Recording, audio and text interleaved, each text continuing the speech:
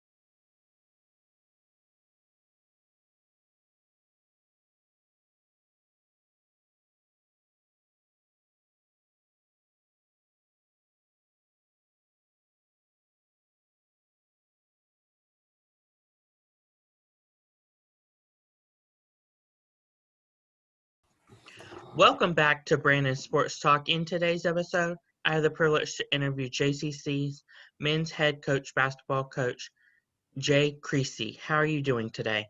I'm good. How about yourself? Thanks for having me. You're welcome. Can you talk about your coaching experience? Well, I started coaching basketball. Well, I started coaching right after I finished school back in 2001. I actually started coaching at my former high school, coaching football and then helping out with basketball. So once I did that for 2 seasons, then I relocated back to this area, to Raleigh area, and got involved with coaching initially. Football again. I was contacted by some people, and met some people, and started coaching with Knightdale High School, and coached there. That was starting a new school, so I began there, and just kind of started coaching there. Football, started with football, started that new program, and also got involved with the basketball coach. Was also a part of the football staff. Coach Watkins, Battle Watkins, and then he asked me to join on and help with his basketball program. And that's where I got to start, and worked there with those guys for I would probably say at least 6-7 years, and then it started connected with the guys from Garder Road Basketball, and got involved with Garder Road Basketball as well. So that was kind of my entrance to coaching in this area, and that was started in like 04, 05. So that's why I kind of got to begin at the high school level, and then just matriculated up from there. Can you talk about your coaching time at St. Augustine? That was, I left, stopped coaching at Knightdale. They made some changes there, and I stepped away from that for a season, and I was just focusing on just coaching with AAU. And I knew Coach Johnson. He had actually recruited some players from I was coaching with, involved with at Knightdale and through AAU. And we had some previous connection before from playing back in our playing days, and just some mutual friends. Actually, one of my guys that I knew from school, from A&T, was an assistant there. He had just left to go coach another college job, so he reached out to me. We met, we talked, and thought it'd be a good fit, so I started out there, and came on as assistant coach with their basketball program there, and was there for until I left to come to JCC. I think I was there for 3 seasons. So that was a good situation. Learned a lot, networked, met a lot of people. Actually, learned a lot from Coach Johnson. We talk weekly now. Just evolving to the college game and learning more about the college game. So I think that was a great opportunity for me to kind of get some experience and learn quite a bit more about the game of basketball itself.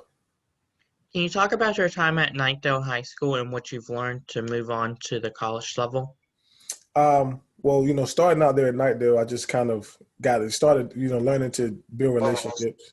Obviously, coaching at, in North Carolina, 4A basketball is a pretty competitive league. Playing against those teams, and it was a solid league.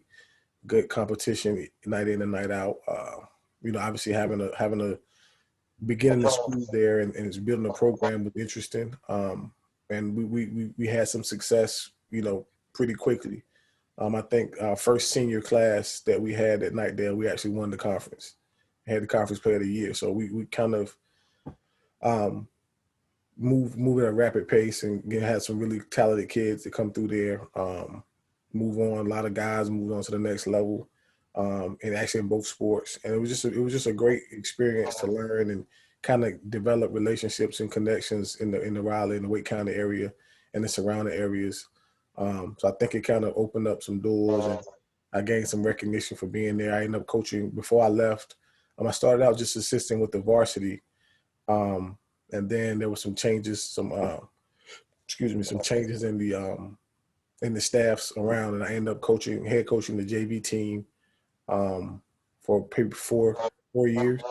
That I was a head JV basketball coach, and that was great, getting to work with those young guys and getting them prepared and helping them learn more about the game of basketball and teaching and, having those guys move up to the next level and then compete. And, quite a few of those guys, made a name for themselves and, generate some success. So we had quite a few guys that move on. And, the goal, I always try to tell kids, the goal is try to put yourself in a position where you can continue playing.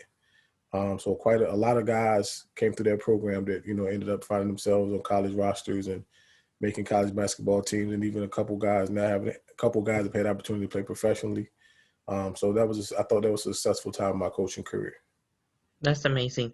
Can you talk about your playing career at Morehouse College and North Carolina A&T?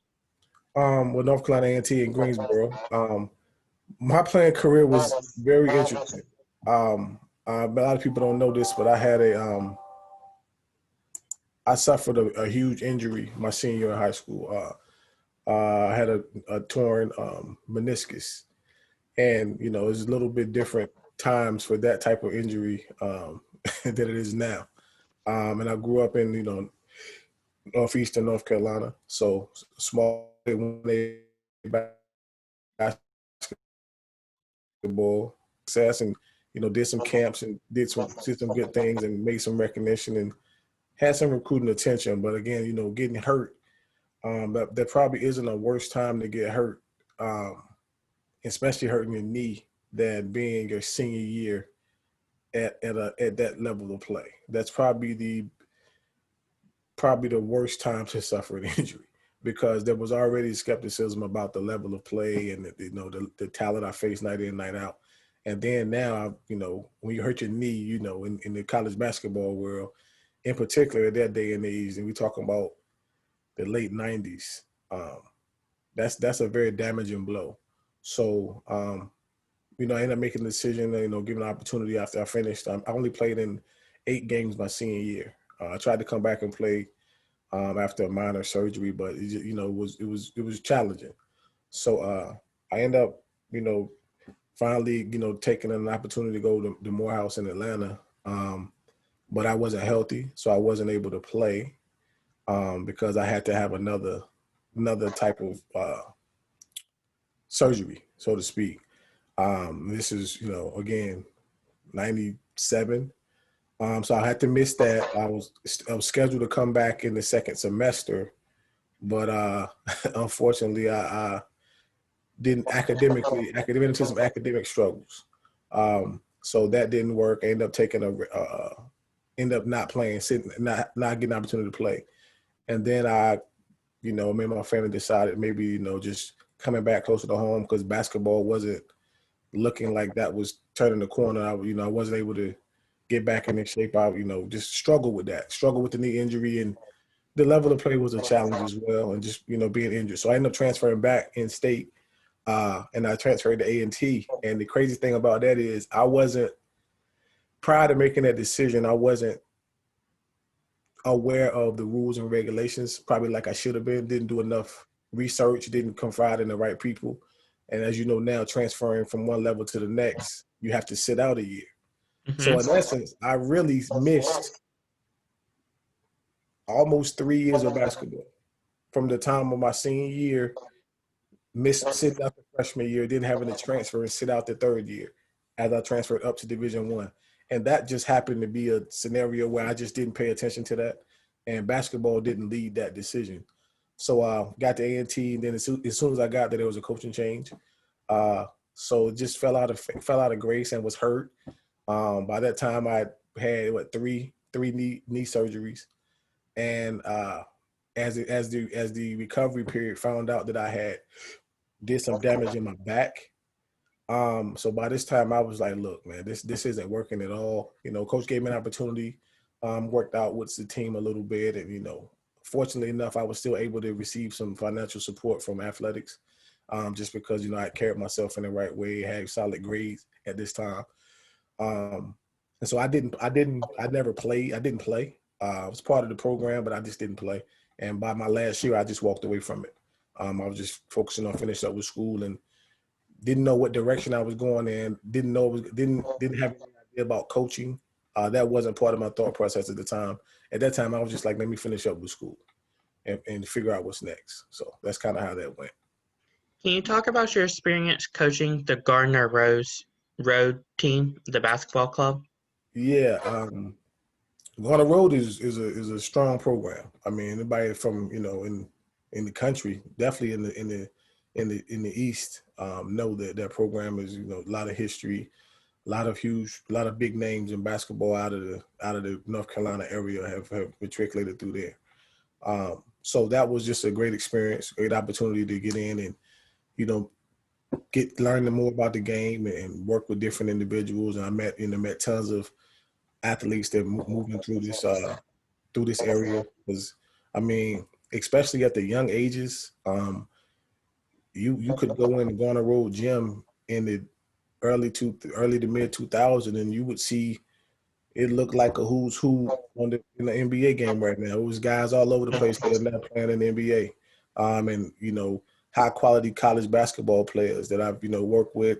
Actually coach some of those guys, and then just guys coming through the program as you move up with different ages. I've only coached 16 and 17 I've never went down and coached the younger ages. And that's just, I prefer that, but, it just happened that way. So, by the time that I was involved with those guys, they had, kind of created a reputation of who they were.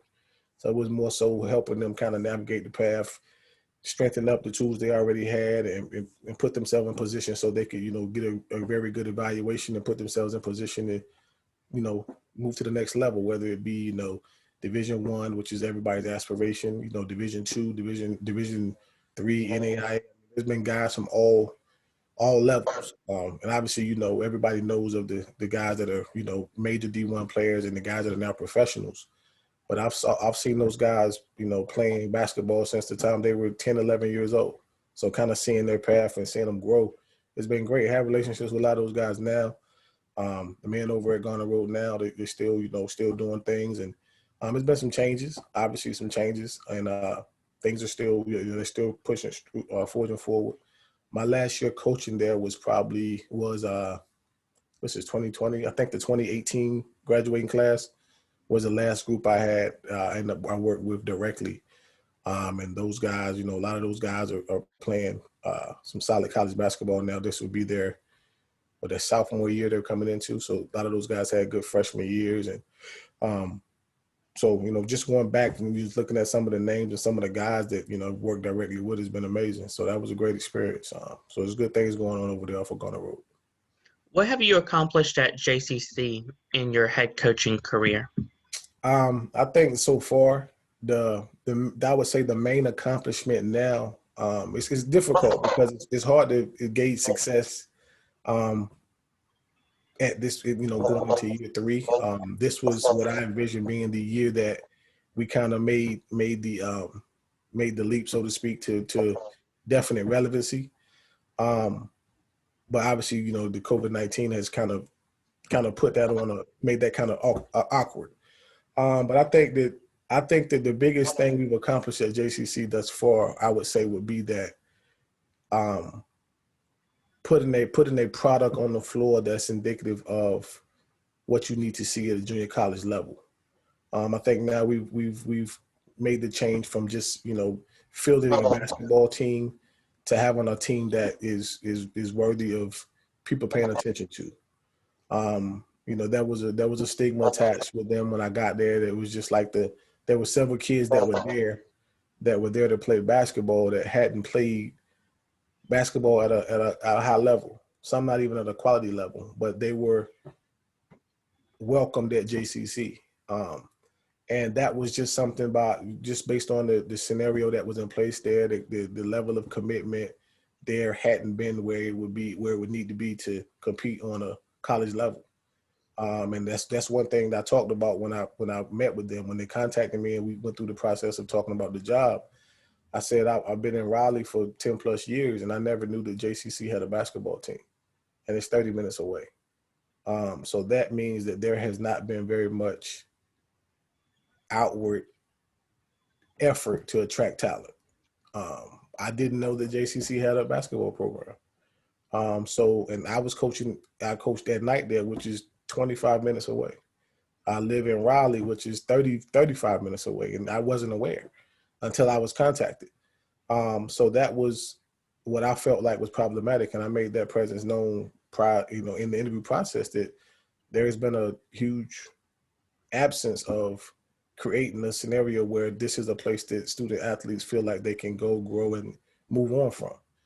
And I think we've done that. I mean, obviously in the 2 seasons I've been there, we've obviously the first year was different, definitely different because I didn't take that job until October 1st. By the time we got through the process, I got there.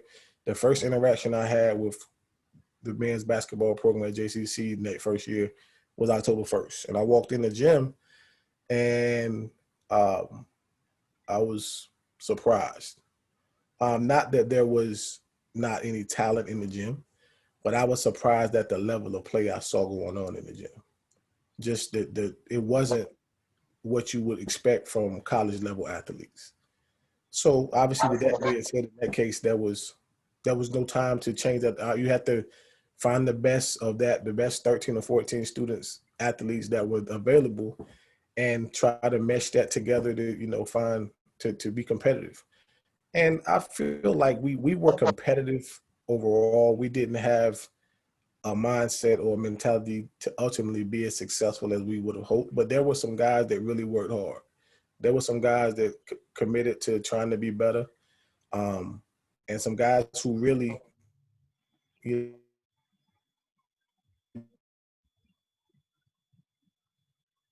I told 3 or 4 of those guys, if you guys had another year in this system, that they were previous year where you might have an opportunity to continue playing basketball.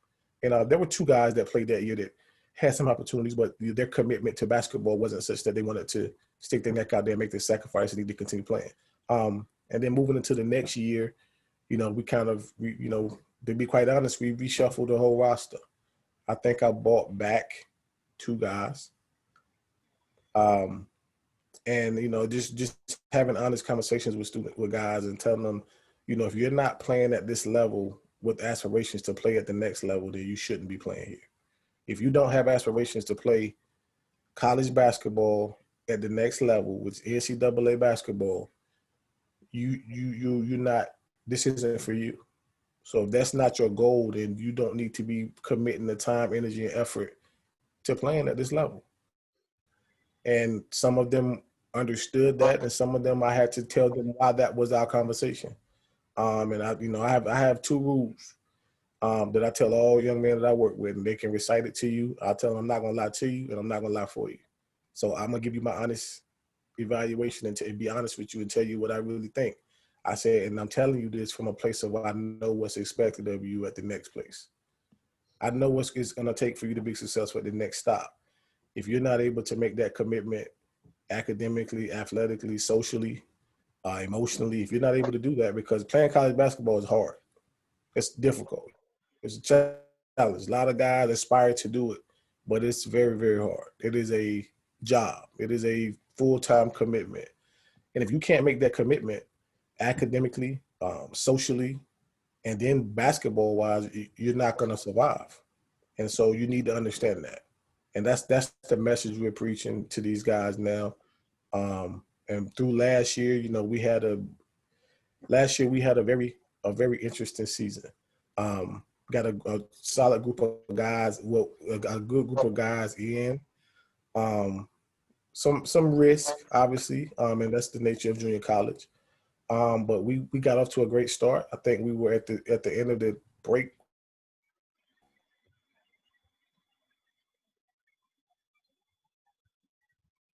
At break time, we were, I think, sure, we won games in Johnson Community College basketball history in a season. We had eclipsed that mark by the end of November.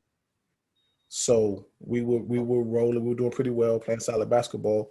But unfortunately, a lot of the young men wasn't doing what they needed to do to maintain their eligibility. And, they were doing good on the basketball court, but they weren't taking care of their business. They weren't being true student athletes. So we had some defection, some losses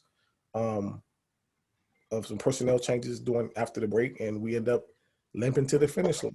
I think we won 10 games, 10 and 15 last year, which, in the eyes of a lot of people, that was success.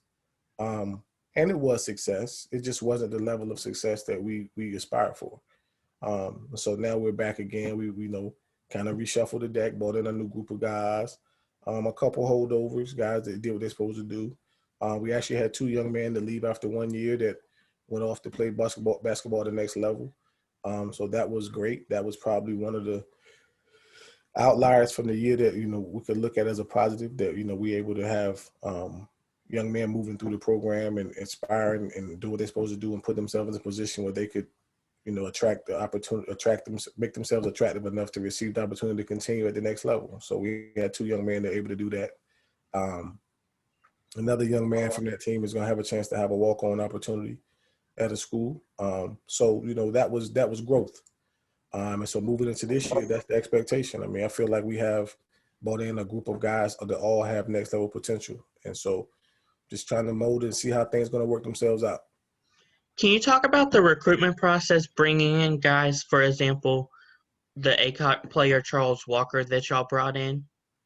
Well, it's about, recognizing talent. Obviously, you start at home. You try to build a fence around your neighboring areas. The Johnston County, Wayne County,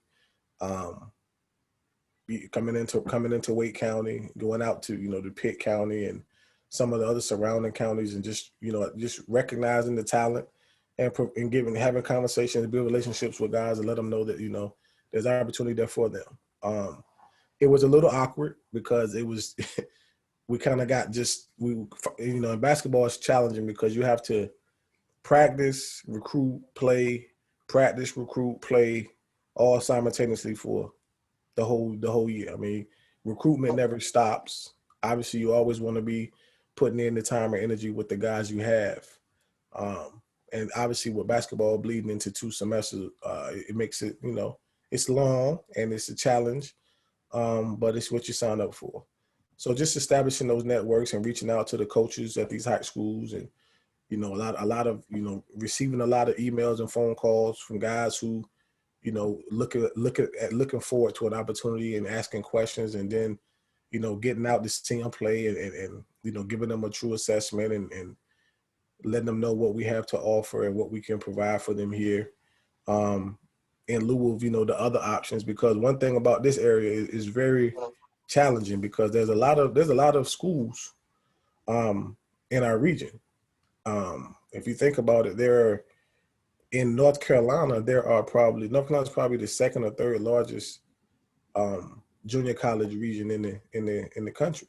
And I mean, you look at the states, I mean, it's probably not Texas and Florida may have more junior college options, but here in our region, there are 15 teams within a 3-hour radius in the junior college radius. That's a lot. And maybe more. I may be off. It may be more. And that's in the state of North Carolina. So it makes it challenging, especially when you have negative stereotypes surrounding the program.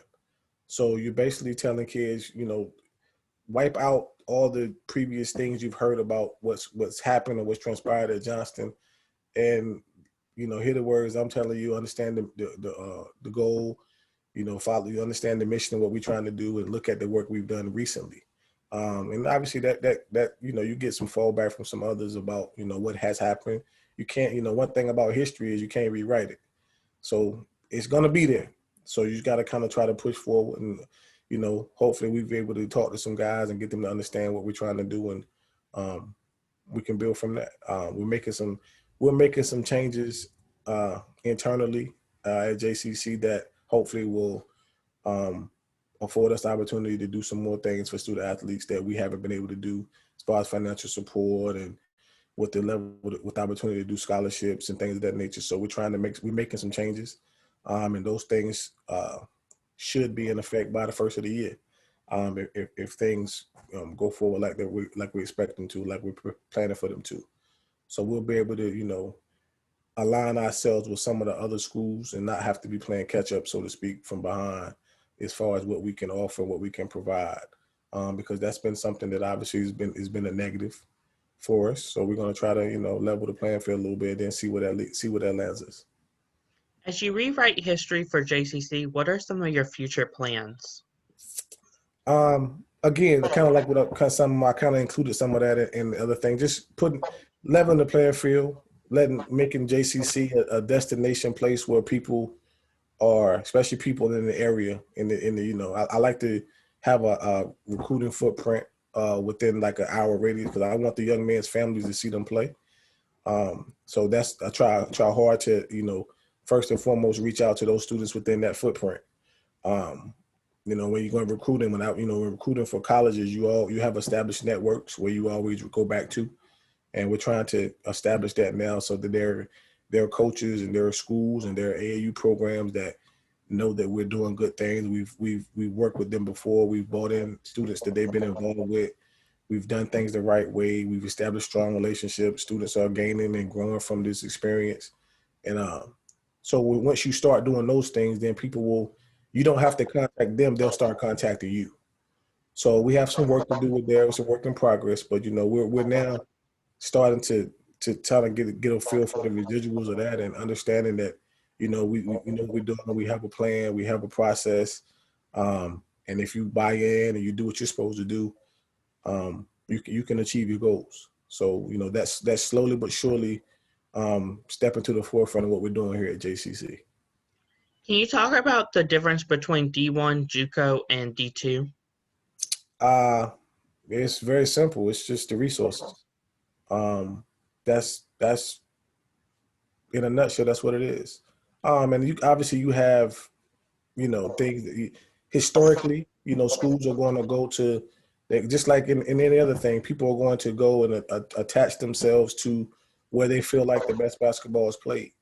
And in the world of basketball, people want to go to see what's going on at what's D1 programs. They're gonna get the first opportunity to impress. But like I tell my guys, we're playing those teams. We play every D1 team in the state, and we try to play as many of the D2 schools as we can that will afford us the opportunity to play them. So it's the same level of competition. It's just the resources, just the network base. Whereas I may have to reach out to a coach to inform him of a player that I may have that may be may be a fit for his level. He may contact the D1 programs himself. He may look to them, whereas I may contact him. But luckily for the guys I recruit, that's not a problem because I probably have more connections with college coaches or just as many connections. I won't say more. I won't hurt nobody's feelings, but I probably have just as many college connections as anybody.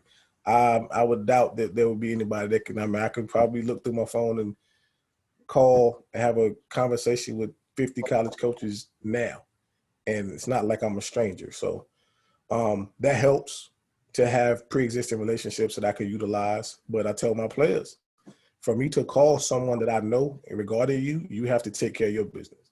I'm not going to call the coach I know from Fayetteville State and talk to him about you if you haven't done what you're supposed to do. Because the first question he's going to ask is about your grades and your character.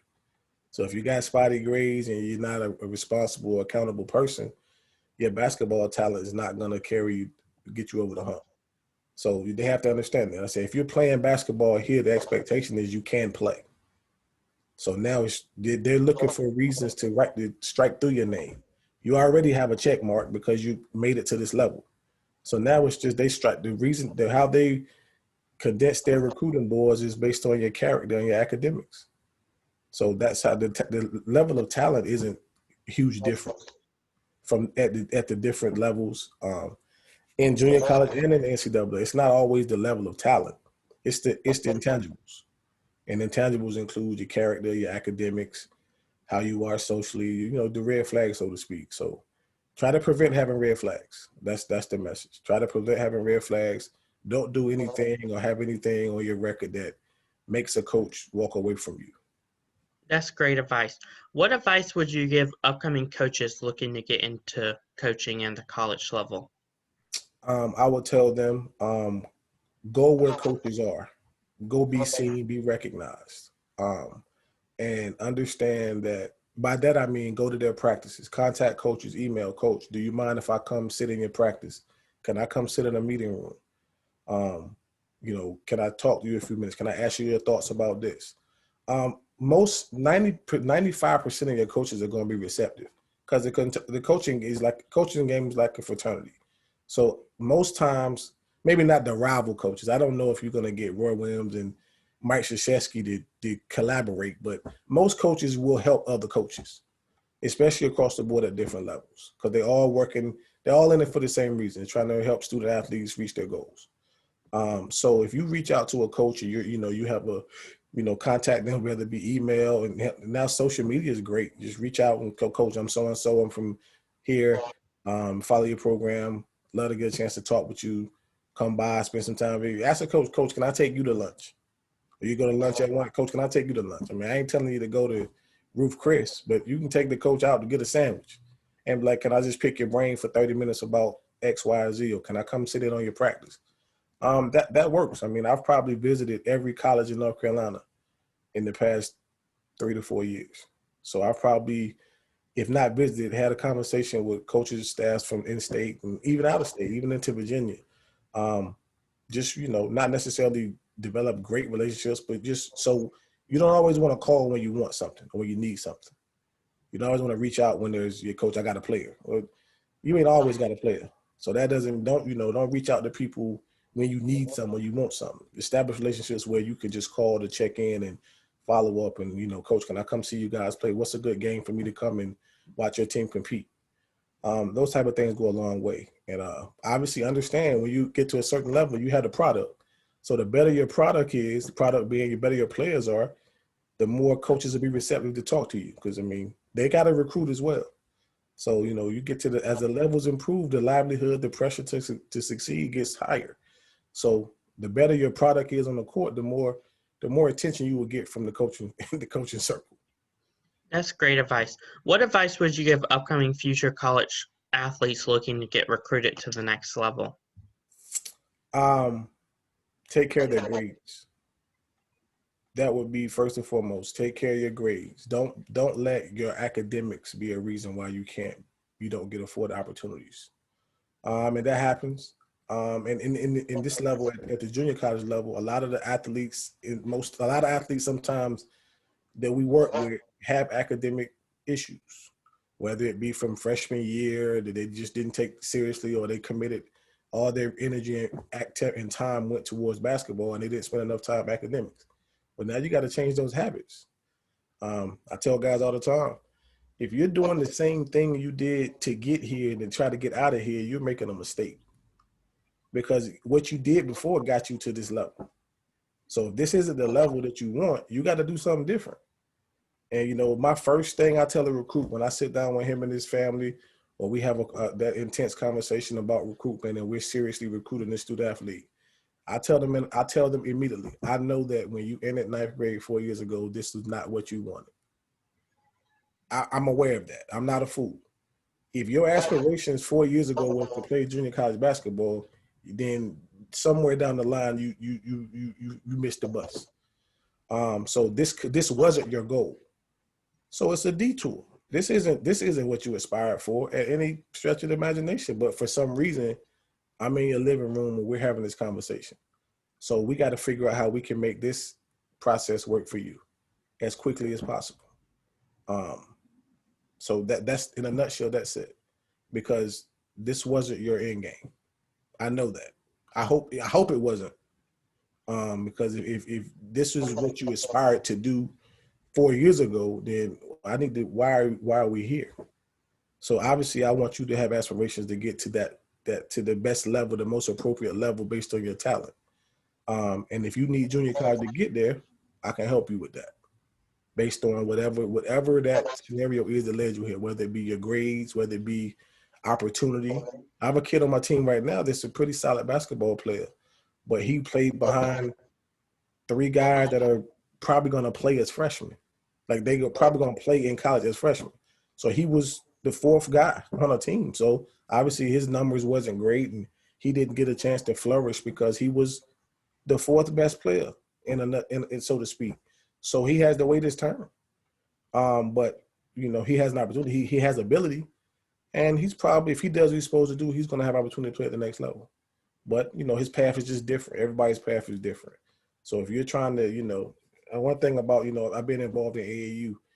AAU is going to push a certain dynamic. But that dynamic works for very few. So there's a lot more guys going to play Division II, Division III basketball than going to play Division I per guy committed to playing basketball. So guys need to understand that, and understand that may be what best suits you. But that doesn't mean you can't work hard and try to become that and be that. You should inspire for that. But you also shouldn't feel like it's not success if you don't achieve ultimately what you want. Every guy playing basketball right now want to be a pro. But I mean, I'm sure you know the number. It's less than 1% of everybody playing basketball going to be a pro. So, you might want to make sure you're taking care of your business in other aspects. I've talked to guys and having guys that talk to my players, former players that are, were very talented basketball players that are now in player development for NBA teams, graduate assistants for elite programs, just guys playing overseas, guys that have basketball careers and now moved into other aspects and they got their degrees and they're doing great things. And these guys were really good basketball players, but that doesn't mean you're going to get the opportunity to play at the next level and earn a living playing basketball. So you got to understand that. You got to be honest with people, let them know the likelihood of you becoming a pro at this is slim. It doesn't mean it can't happen because you see it happen, but those guys that it happened for are special. And everything aligned for them. They avoided injury. They provide opportunity to showcase their ability. I mean, a myriad of things have to happen for you to reach the ultimate success. But because you don't reach that level of success doesn't mean you can't be successful. So that's the message I try to get the guys all the time, get them to understand that use this as a resource to get your degree. Use this as a resource to network and meet people. There are tons of other avenues that be involved in basketball than being a basketball player. So use that. You can always play basketball, but use the opportunity to play to earn your degree and provide for yourself and set yourself up for the next 30, 40 years of your life. So that's what I try to get to understand. That's wonderful advice. Where can my listeners find you at on social media along with JCC at Basketball Lab on social media? I'll be honest, man. I only have a Twitter account because I hate doing that stuff. It takes so much of your time, but I do have a Twitter account. And so I'll make sure you have that. It's at Coach J Creecy, and Creecy Creecy. I guess if you type in my name J Creecy, it'll pull up. And then we have at JCC Athletics, we have our school athletic page. All of our information is automatically sent out there. The school has Facebook, Instagram. All those can be found on our school website at jcc.edu. So all of those things you can easily find. And like I said, my personal social media, I just have the Twitter account. But we're on every platform. We have things on platforms. So if you search Johnston Community, make sure you put Johnston Community NC because there is another Johnston Community College. I believe it's in Kansas. So make sure you put NC North Carolina. That's how you can find us and everything. We'll be posting our games on YouTube. So log in. You follow our channel will be out probably in November. You can sign up, subscribe to that, then you can watch our games live. Well, not necessarily live, but we'll be airing our games probably right after their completion. So you can get a chance to see the guys play because obviously with the COVID-19, we're not really sure how the how we're going to be forced to handle things when we start playing in January. So it may be not allowing fans, maybe just family or something. We're still trying to work through that because obviously with things change. But right now we're preparing as that we may not have fans. So we're going to be streaming our games for people that want to see, the young man, like you mentioned, Charles, and the other young man especially in the area, able to see those guys continue to play. That's wonderful. Thank you again, Jay, for your interview, and best of luck at JCC. I appreciate it. Thanks for having me. You're welcome. You can find Brandon Sports Talk on Facebook at Brandon Sports Talk, Instagram at Brandon Sports Talk, Twitter at Talk_Brandon, and you can find me on YouTube at Brandon Sports Talk. Don't forget to like, comment, and subscribe. Definitely. Thank you again, Jay, for your interview, and best of luck. And I appreciate you having me on, and you definitely be following you and maintaining and keeping the relationship going. And love to have you come out, to some of our events in the spring, and keep things going. And hopefully we'll give you something positive to report on. Thank you. All right. Thanks a lot. You've been watching Brandon Sports Talk. Please feel free to like, share, and subscribe to Brandon Sports Talk on social media and on YouTube.